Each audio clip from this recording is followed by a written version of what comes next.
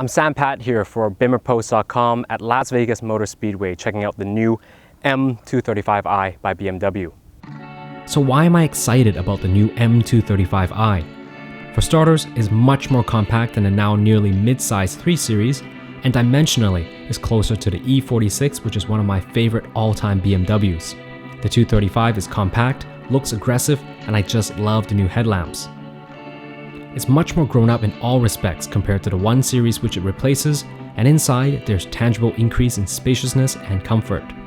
Build quality is superb as always, but unfortunately the test cars were only available in an 8-speed automatic with paddles, but thankfully a 6-speed manual is available for order. My favorite thing about the interior has to be the excellent sport seats with adjustable side bolster support. My next favorite thing is the M Sport steering wheel. It's perfectly shaped and beautifully crafted.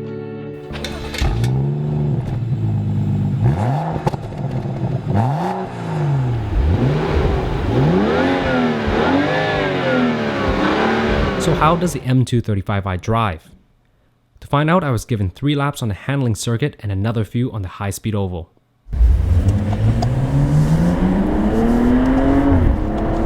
Okay, so I've got 3 laps in the M235i. I've just taken off here.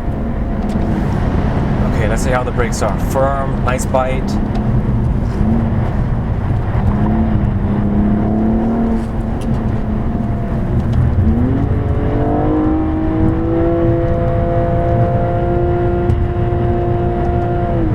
Just bumped up against the limiter. Nice rotation on the entry.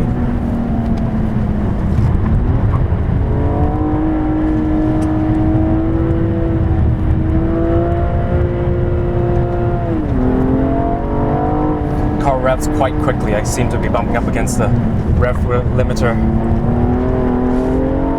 Probably not the right line there.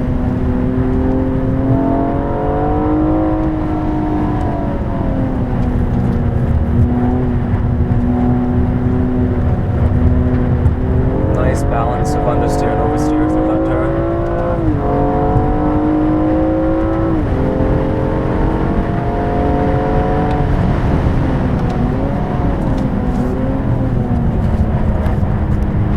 Nice on the brakes. Pedal feel isn't granite, but it is a very firm, reassuring feel with not a lot of travel. Good feedback on the brakes. I really quite like the brakes. A little bit understeer coming through this quicker corner. On a tighter corner, a little bit of trail braking in.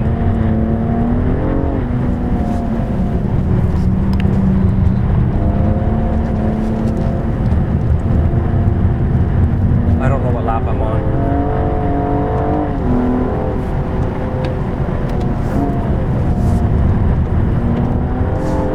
Yeah, I'm liking this. Very classic BMW kind of feeling. Supple chassis, lots of feedback, very progressive in the suspension and the damping. And it doesn't bite, it's very friendly. In summary, handling and feel of the M235i very much represents the best of what BMW offers in a road-going enthusiast car.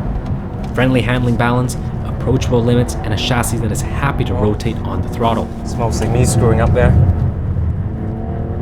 The 8-speed auto is a little sluggish compared to a dual-clutch gearbox, but given that a proper manual is still available, just get the 3-pedal because manuals rule.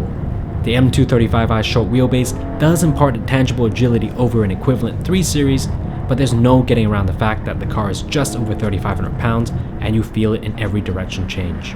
Following the handling circuit, I got a few laps around the high-speed oval where the M235i excelled. It was supremely stable, quiet, and with a steering system that is precise, well-weighted, responsive, and very happy to keep up. The familiar motor was strong as ever and power delivery was satisfying. This tiny Bimmer is a velvet-lined weapon at higher speeds. And I can actually feel, this is a great test of the steering. We're really loading up the G-forces, and I can feel the forces build up in the steering rack, and that's a great thing. Well, this is what we mean when we talk about feedback and communication from the steering.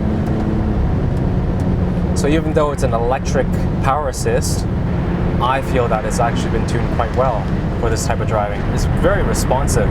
This is the variable ratio M rack that you get on all the M235i's, and it's optional on the other 2 Series. but it's superb. I actually really like the steering system. In conclusion, the M235i is compact, supple, progressive, and very satisfying to thrash. It is held back somewhat by its higher weight, but for the truly hardcore, BMW will be offering an M235i race car to live out your motorsport fantasies. Given that the M235i is primarily a road car, it will more than satisfy on your daily commute and weekend backroad blasts. Rumors point to an M2 being a possibility, but until then, this M235i is the best of the two series.